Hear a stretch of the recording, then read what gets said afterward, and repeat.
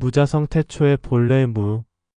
살아서 이승에 있을 때 수행자의 길을 가서 도가 깊고 심오해지면 윤회하는 횟수도 점차로 줄어들고 다음 생에 태어나는 시기와 장소 그리고 부모마저도 선택할 수 있게 된다. 도인의 탄생은 시기적으로는 전쟁이 막 끝난 시대가 적당하며 대도시가 아닌 한적하고 고요한 바다가 있는 마을이고 부모는 탐욕이 적으며 인자한 사람을 택하게 된다. 또한 똑똑한 형제들이 많아서 경제적으로도 고단하지 않을 정도의 능력이 있는 집안에 태어난다. 반면 자신의 아래하는 괴로움의 난이도를 최고치로 하여 태어난다. 왜냐하면 이번 탄생을 통하여 자신이 괴롭지 않다면 수행자의 길을 가서 이번에야말로 기필코 끝장을 내기는커녕 수행자의 길은 엄두도 못 내고 즐거움에 휩싸여 자신의 본질을 망각할 가능성이 크다는 것을 알기 때문이다. 즉 모든 전생의 기억을 잊고 새롭게 태어난 것인지라 자신의 본질을 각성하기까지는 남과 달리 유난히 괴로워야 한다. 따라서 형제들 모두는 즐겁고 행복하기만 한데 본인 혼자만 괴롭고 고통을 느끼는 것이다.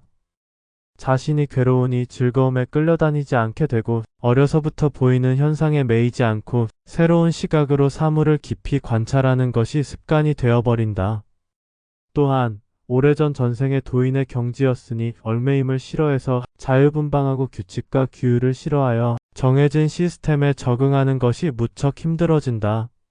어려서는 학교와 가족과 사회관계 속에서의 괴리감은 무조건 자신의 잘못으로 받아들여야 하고 규칙과 규율에서 조금이라도 벗어나기라도 한다면 더 큰 문제의 소지가 되기에 무조건 자신의 감정을 억눌러야만 한다. 남들이 보기에는 너무 착하고 총명한 아이지만 자신의 마음속에는 언제나 큰 위선이 자리하고 있음을 안다. 이때부터 이 세상은 거대한 시스템에 둘러싸여 있으며 to be or not to be, to be or not to be, 존재냐 비존재냐의 화두가 매일 머릿속에 맴돈다. 가장 큰 문제는 전생에 대한 기억은 모두 삭제되고 윤회를 끝없이 한다는 점이다. 물론 어린아이의 뇌는 완전히 성숙해지지 않았기에 어떻게 전생을 기억할까마는 성인이 되어서도 전생을 기억하지 못하는 것은 마찬가지다. 즉 수행자의 길을 가서 자신의 의식의 경계를 스스로 뛰어넘기 전에는 중생이 자연스럽게 전생을 각성한다는 것은 있을 수 없는 일이며 불가능하다. 불과 20-30년 전에 태어났다면 전쟁터에서 허무하게 죽었을 게 뻔하고 도시에서 태어났다면 도시의 즐거운 향기에 취했을 것이다. 또한 징표를 곳곳에 남겼기에 한결 깨침에 대한 믿음이 확실했다. 시기적으로 몰락의 끝자락에 태어난 것은 타이밍을 잘 맞춘 것이며 깨우치기에는 이만한 시절이 없다. 좀 더 일찍 태어났다면 그 많은 불교 경전을 어떻게 접할 것이며 다양한 종교의 사상과 최고 난도의 진리를 어떻게 얻겠는가. 대부분 시장에 떠도는 정보는 서로 간의 대립을 조장하고 분노를 일으키게 만들어 본질을 파악 못하고 깨침의 길을 못 가도록 하는 덫이며 환영과도 같지만 그나마 내가 본 그대로의 세계관도 이 세상에 있습니다. 따라서 나와 같은 생각을 하는 사람이 이 세상에 아무도 없는 것이 아니라는 점은 나에게는 더욱 이 길을 확신하게 만든다. 오늘의 주제가 태초의 본래의 무인데 이것이 나의 사상의 처음이자 마지막이다. 애당초부터 무언가 근본적인 문제가 있다는 것은 알았지만 깨우칠수록 이 모든 문제는 나만의 잘못이 아니라는 점이다.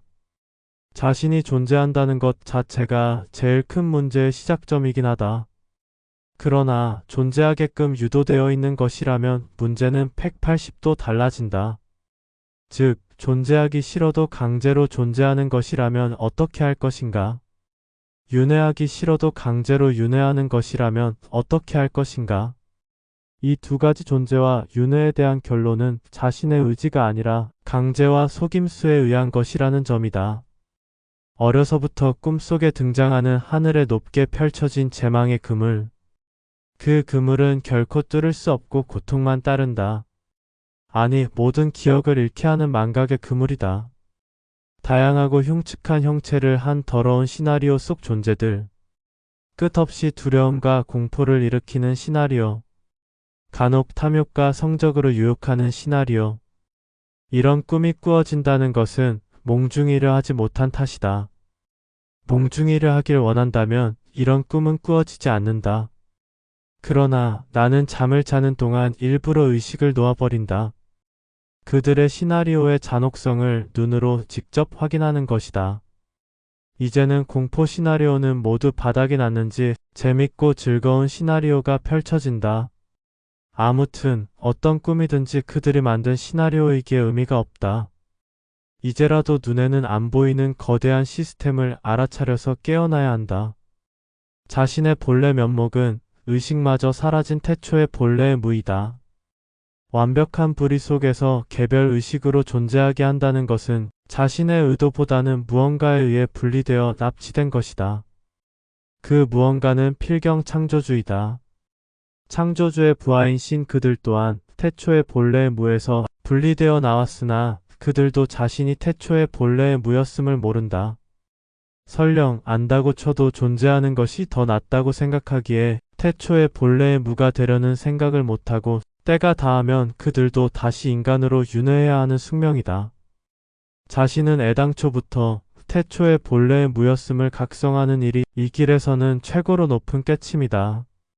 그래야 마지막 종착지도 태초의 본래의 무로 향하기 때문이다. 오온도 없고 육체도 없으며 의식마저도 없는 완전한 무에 이르는 것이 정멸이며 자비의 실현인 무여열반이다.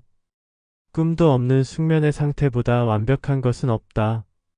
고통도 없고 기쁨도 없고 미련도 없고 집착도 없다. 영원히 그 상태에서 깨어나지 않는 것이 태초의 본래의 무가 되는 것이다. 존재한다는 것은 성가시고 복잡한 일이다.